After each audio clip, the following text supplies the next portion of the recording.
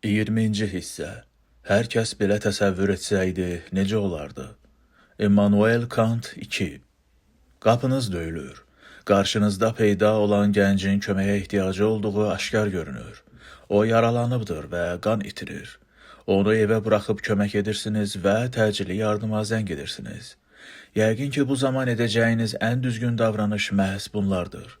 Lakin siz ona yalnız yazığınız gəldiyi üçün kömək etmiş olsanız, Immanuel Kant'a görə bu qətiyyən əxlaqi davranış sayılmaz. Simpatiyanız davranış əxlaqınızdan tamamilə fərqli bir şeydir. Bu, sizin xarakterinizin xüsusiyyətidir və doğru-yanlış dəyərlərlə onun heç bir əlaqəsi yoxdur. Kant'a görə əxlaq sadəcə sizin nə etmənizlə deyil, həm də onun nə üçün etmənizlə də bağlıdır. Nəcib iş görən insanlar bunu sadəcə nə isə hiss etdiklərinə görə etmirlər. Çünki davranışla bağlı hər qərar hansısa əsaslandırılmaya görə verilir. Və bu əsaslandırma nə hiss etmənizdən asılı olmayaraq, nə etməli olduğunuzu sizə diktə edir. Kant emosiyaların əxlaqa qatılmamalı olduğunu düşünürdü. Bizim onlara malik olub-olmamamız sadəcə bəxt məsələsidir. Bəzi insanlar həssas və rəhimdil olurlar, digərləri isə belə olmurlar. Bəziləri bölüşməyi xoşlamırlar, digərləri isə bölüşməkdən və xeyirxah olmaqdan əsl zövq duyurlar. Halbuki, yaxşı insan olmaq sağlam düşüncəli hər bir insanın sərbəst şəkildə seçəcəyi bir addım olmalıdır. Kant'a görə sizin yaralı gəncə kömək etmənizin səbəbi, özünüzü buna borclu hesab etməyinizdirsə, o zaman bu əxlaqi bir davranışdır, düzgün davranışdır. Çünki hər kəs bu vəziyyətdə eyni işi görməlidir. Yəqin ki, bu sizə qəribə gəlir. Gənc adama yazığı gələn və kömək edən bir insanın bu hissləri keçirdiyi üçün daha yaxşı insan olduğunu düşünürsünüz. Aristotel də belə düşünərdi. Kant isə dəqiq idi. Nə isə hisslərinizə uyğun etmisinizsə, bu heç də nəcib bir iş sayılmaz. İndi də yaralı gənci görüncə ikrah hissi keçirən birini təsəvvür edin. Keçirdiyi hissə rəğmən o yenə də adamı evə buraxıb. Ona lazımi kömək göstərməyi özünə borc bilir. Kantın nəzərində bu adam digərindən daha nəcib biri sayılır. İkrah hissi keçirən insan yaralını evə buraxmağa və kömək etməyə özünü məhz borclu bildiyi üçün bunu edir və hisslərin əksinə davranmağa məcbur qalır. Yaxşı Samariyalının nümunəsini yadınıza salın.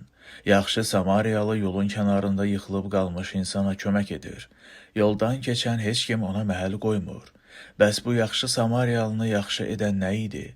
Əgər Samariyalı o adama Allahın buna görə onu cənnətə göndərəcəyini düşünərək kömək etmişdisə, o zaman Kant'a görə Samariyalı heç də yaxşı biri sayılmazdı.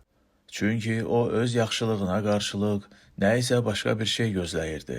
Samariyalı ona sırf xeyirxahlığı üzündən kömək etsəydi, yenə də Kant'a görə onun hərəkətini əxlaqi davranış saymaq olmazdı. Lakin kömək etməyi özünə borc bilmiş olsaydı və hər kəsin yolun kənarında yıxılıb qalmış adama kömək etməyə borc olduğunu düşünsəydi, o halda Kant Samariyalının həqiqətən yaxşı adam olduğunu düşünərdi. Kantın niyyətlə bağlı münasibətini qəbul etmək, hər halda emosiyalar olan münasibətini qəbul etməkdən daha asandır. Bizim çoxumuz insanları nə edə bildiklərinə görə deyil, nə etməyə çalışdıqlarına görə qiymət veririk. Yola qaçan uşağını xilas etməyə tələsərkən sizi yerə yıxan bir valideyni düşünün. Bunu sizi qəsdən yerə yıxan bir adamın hərəkəti ilə müqayisə edin. Valideyn sizi əsla incitmək istəmirdi. O biri adamın isə məqsədi məhz sizi yıxmaq idi. Lakin növbəti nümunədə görəcəyimiz kimi, yalnız yaxşı niyyət də kifayət deyil. Yenə də qapınız döyülür. Qarşınızda ən yaxşı dostunuz dayanıb. Rəngi ağarıbdır. Həyəcanlı və tənginəfəsdir.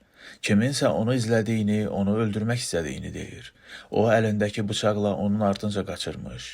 Siz onu evə buraxırsınız və o dərhal yuxarı otağa keçib gizlənir. Bunun ardınca qapınız yenə döyülür və bu dəfə qapıda əlində bıçaq tutan çılğın baxışlı biri peyda olur. Dostunuzun harada gizləndiyini bilmək istəyir. Buradadır. Şkafda mı gizlənib? Siz də dostunuzu xilas etmək üçün yalan danışırsınız. Onun parka tərəf qaçdığını deyirsiniz. Adamı yanlış tərəfə göndərməklə nəcib iş görür, dostunuzun həyatını xilas edirsiniz. Bu nəcib hərəkətdir, elə deyilmi? Kant'a görə isə elə deyil. Kant insanın heç bir halda yalan danışmamalı olduğuna da inanırdı. Hətta dostunuzun həyatını xilas etmək üçün lazım gəlsə belə. İstənilən halda bu pis hərəkətdir. Heç bir istisnası və heç bir bəhanəsi ola bilməz. Çünki çətinliyə düşəndə hər kəsə yalan danışmaq ixtiyarı verə bilməzsiniz. Baxdığımız nümunədə əgər dostunuz sizdən xəbərsiz pəncərədən çıxıb parka qaçmış olsaydı, o zaman siz istəmədən onun qətlinə bais olacaqdınız. Bu, Kantın özünün istifadə etdiyi nümunə idi və məsələyə baxışının nə qədər kəskin olduğunu göstərir. Yalan danışmaq üçün heç bir istisna yoxdur. İstənilən halda bu, əxlaqa zidd hərəkətdir. Biz hamımız həqiqəti deməyə tamamilə borcluyuq və ya Kantın özünün də adlandırdığı kimi bu mütləq hökmdür. Mütləq hökm təxmini hökmdən fərqlənir. Təxmini hökm, əgər X-i istəyirsənsə, o zaman Y etməlisən formasında olur. Həbs edilmək istəmirsənsə, o halda cinayət işləməməlisən. Mütləq hökm isə bundan fərqlidir. Mütləq hökm sizi nələrəsə təhrik və məcbur edir. Mütləq hökmdə cinayətə münasibət belədir. Cinayət törətmə. Bu, sizin nəyə borclu olduğunuzu vurğulayan əmrdir. Kant əxlaqın mütləq hökmlər sistemi olduğunu düşünürdü. Əxlaqi öhdəliklər sizin mövcud vəziyyətinizdən və şəraitinizdən asılı olmadan üstələyəcəyiniz əxlaqi öhdəliklərdir. Kanta görə bizi heyvanlardan fərqləndirən cəhət hansısa seçim edərkən məntiqi düşünmək qabiliyyətimizdir. Məqsədyönlü şəkildə düşünə bilməsəydik, biz cansız maşınlardan əsla fərqlənməzdik. İnsan oğluna bunu niyə etdin sualını vermək həmişə normal hal sayılır. Biz sadəcə instinktlər əsasında deyil, həm də məntiqi düşüncə əsasında hərəkət edirik. Kant bunu maksimumlar əsasında hərəkət etmək adlandırır. Maksimum əsas prinsipdir və bunu nə üçün etdin sualının əsas cavabıdır. Kant davranışın əsasını təşkil edən maksimumların ən əhəmiyyətli məsələ olduğuna inanırdı. O, hər kəsin universallaşdırıla biləcək maksimumlar əsasında davranmalı olduğunu iddia edirdi. Nəyinsə universallaşdırıla bilməsi üçün hər kəsə aid ola bilməsi lazımdır.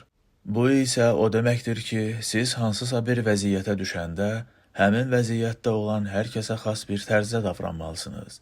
Həmişə bu sualı verin, hər kəs belə etsəydi necə olardı? Özünüz üçün istisna halı yaratmayın. Kanta görə praktikada bu sizin başqalarından sui-istifadə etməmənizi, onlara hörmətlə yanaşmanızı və hər kəsin müstəqilliyini nəzərə almanızı tələb edir. Ləyaqət və dəyərlərə bu cür yanaşma isə müasir insan hüquqları nəzəriyyəsinin əsasını təşkil edir. Bu, əxlaqi fəlsəfəyə Kantın nəhəng töhfəsidir. Bu məsələni nümunə əsasında daha yaxşı anlamaq olar. Təsəvvür edin ki, bir dükanınız var və orada meyvə satırsınız. İnsanlar sizdən meyvə alanda siz həmişə nəzakətli davranır və məbləği düzgün hesablayırsınız. Güman ki, bu biznesinizin inkişaf etməsi və daha çox müştərinin cəlbi üçün edirsiniz. Əgər davranışınızın yeganə səbəbi məhz budursa, o zaman siz onlardan sui-istifadə etmiş sayılırsınız. Kant hamının bir-birinə qarşı münasibətdə bu cür davranmasının mümkünsüzlüyü üzündən bunu əxlaqi davranış hesab etmirdi. Lakin müştərilərlə nəzakətli davranmaq və məbləğləri düzgün hesablamağın mənəvi borcunuz olduğunu düşünsəniz, o halda bunu dürüst əxlaq saymaq olar. Çünki bu, başqalarını aldatma maksimumuna uyğundur və hər kəsə şamil edilə bilər. İnsanlardan sui-istifadə etmək, onlardan öz istədiyinizi qoparmaq üçün yararlanmanızdır. Bu, əxlaqi prinsip sayıla bilməz. Hər kəs bir-birindən sui-istifadə etsəydi, dünyada heç bir etibar, güvən qalmazdı. İnsanlar bir-birlərinin sözünə də inanmazdılar. Kantın istifadə etdiyi başqa bir nümunəyə baxaq. Təsəvvür edin ki, siz tamamilə müflis olmusunuz. Banklar artıq sizə kredit vermir. Satmağa heç nəyiniz yoxdur. Kirayə pulunu ödəməsəniz küçələrdə gecələmək məcburiyyətində qalacaqsınız. Çıxış yolunu dostunuzdan borc almaqda görürsünüz. Aldığınız borcu qaytara bilməyəcəyinizi bilsəniz belə, qaytaracağınıza söz verirsiniz. Bu, sizin son ümid yerinizdir. Başqa heç bir yolla kirayə pulunu ödəyə bilməyəcəksiniz. Bəs bu necə, qəbul ediləndirmi? Kant hesab edirdi ki, dostunuzdan qaytarmayacağınızı bilə-bilə borc almanız qeyri-əxlaqidir. Səbəb bizə bunu göstərə bilər. Hər kəsin qaytara bilməyəcəyini bildiyi halda borc alması absurd bir şey olardı. Yenə də belə bir hal universallaşdırıla biləcək maksimum deyil. Sual edin, hamı belə etsəydi necə olardı? Hər kəs yalan vəd versəydi, o zaman vəd verməyin ümumiyyətlə bir mənası qalmazdı. Bu şərt hər kəs üçün, elə sizin üçün də düzgün sayılmaz. Siz bunu etməməlisiniz, çünki bu bir yanlışdır. Doğru və yanlış haqda emosiyalara deyil, soyuq ağla əsaslanan bu cür düşüncə Aristotelin düşüncə tərzindən də fərqlənir. Aristotelə görə həqiqi virtuoz insan həmişə münasib hisslərə malik olur və bu sayədə o həmişə doğru davranır. Kanta görə isə hisslər məsələni biraz da dumanlandırır. Kiminsə həqiqətən doğru iş gördüyünü və ya doğru iş görmək görüntüsü yaratdığını fərqləndirmək daha da çətinləşir. Və ya bunu daha pozitiv tərzdə ifadə etsək, Kant əxlaqi davranışı uyğun hisslərə malik olub-olmamağa məhəl qoymadan istənilən rasional insan üçün əlçatan etmişdir. Kantın əxlaqi fəlsəfəsi növbəti hissədə haqqında danışacağımız Jeremy Benthamın fəlsəfəsinə tamamilə ziddir. Nəticəsindən asılı olmayaraq müəyyən davranışların yanlış olduğunu iddia etdiyi halda, Bentham əsas məsələnin məhz nəticədən asılı olduğuna inanırdı.